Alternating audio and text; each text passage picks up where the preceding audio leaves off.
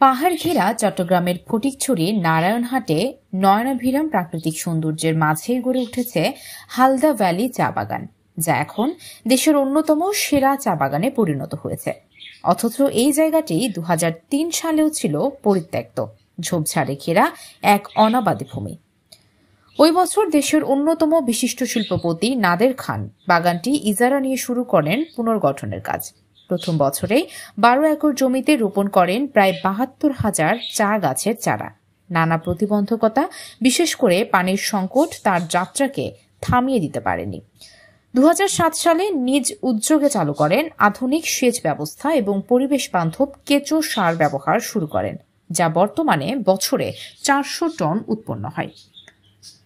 এই বাগানে উৎপাদন হচ্ছে হরেক রকম চা, ব্ল্যাক টি বা সাধারণ চায়ের পাশাপাশি এখন সাদা চায়ের মতো দামি চা উৎপাদন করতে শুরু করেছে এই বাগান।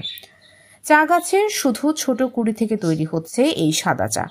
সিল্ডার নিডল হোয়াইট ট্রি নামে তা বাজারজাত করছে হালদা ভ্যালি। আবার চীনের গ্রিন টির স্বাদ যাতে পাওয়া যায় সেজন্য বিশেষায়িত গ্রিন টিও তৈরি করা হচ্ছে এখানে। চায়না বুশ ১ ও ২ জাতের চারা থেকে তৈরি হচ্ছে ড্রাগন অয়েল গ্রিন টি। চীন থেকে টি মাস্টার প্রতি বছর চায়ের গুণগত মান ঠিক আছে কিনা দেখে যাচ্ছেন। এসব দামি চা বাজারজাত হচ্ছে ৮,০০০ থেকে ১১,০০০ টাকা কেজিতে।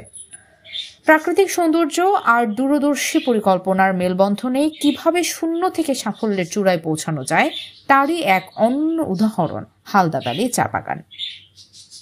মোহাম্মদ মামুন, চট্টগ্রাম নিউজ, ফটিকছড়ি।